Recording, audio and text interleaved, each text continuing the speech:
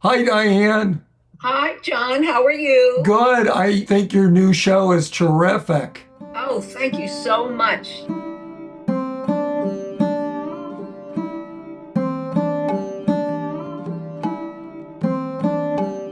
My name is Diane Pieri, and I presently have a show up for 2 months at number 5 Butchie Alley, which is owned and run by a fabulous clay artist named Terry Sulin. I have two bodies of work in the exhibition, the brightly colored vertical ones, The Sounds of India,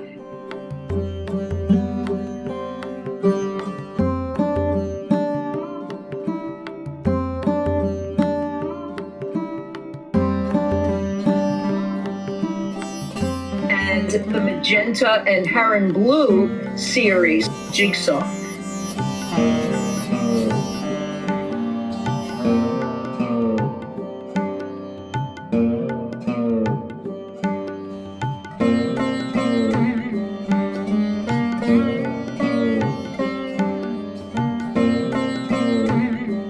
They both have this new three-dimensional element that I've been using in my work. Diane told me that working with 3D began because of a residency she did with high school students. She was going to show them how to make an accordion book, but first she built her own prototype. She believed that maybe having three-dimensional elements would make the project more exciting for her students. So I punched holes in pages and I threaded through linen thread and attached these floral images. Diane is always seeking new techniques to enrich her own art. So that's how it all started, me trying to find some new expression. So that's when I started to apply these 3D elements to the Sounds of India work. And then I just continued it. Why did you pick that long vertical format? It was a way for me to create a landscape. I can do water, land, sky. Chinese paintings and maybe Japanese paintings don't have realistic three dimensions. They go up. So I said, hey, that's me. I'm going to go up. I was never a realist, and I'm not interested in depicting things as they come out at you in a realistic fashion. Do you want them to be read from the bottom up? It doesn't matter. It doesn't matter because I really flux between representation and abstraction. These flowers can be here in the land. And why can't flowers be in the sky? They're floating in the sky.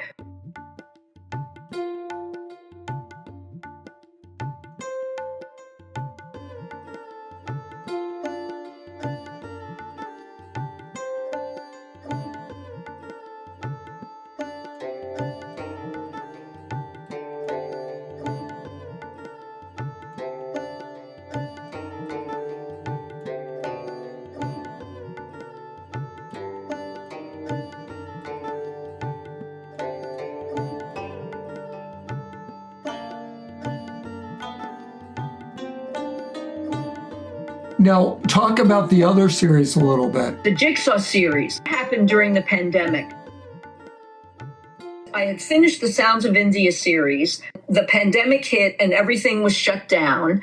And I got a 1,000-piece jigsaw puzzle. I was doing it, and at the same time, I was trying to find my next form of inspiration. I do a series, I work the series to death, and then I'm left with emptiness that I have to start to try and fill again with excitement. And so I was at that place. So I'm doing this jigsaw puzzle. The background is flat. Maybe I should do some paintings where the background is flat. Diane said that at first she used magenta as the flat background color. And I said to myself, holy moly, what if somebody comes into a show and they just hate magenta? They'll just run out of the show. And then I segued into Heron Blue because I thought it was so Indian and just gorgeous, a gorgeous color. You typically are using that heron blue background color for night. Am I correct in that? Yes, night and moonlight and a diffuse feeling.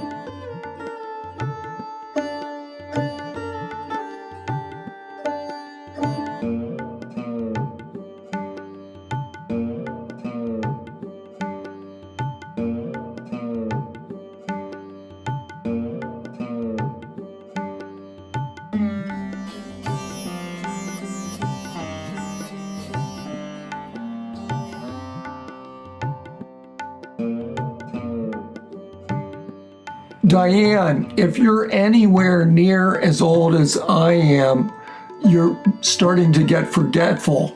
And you said there were 2 bodies of work, but I think may have been 3. There are 3, and I'm older than you. No. Okay, so anyway, what is the 3rd body of work? The 3rd body of work are 3 Morocco books. Morocco is Persian for glamorous scrapbook.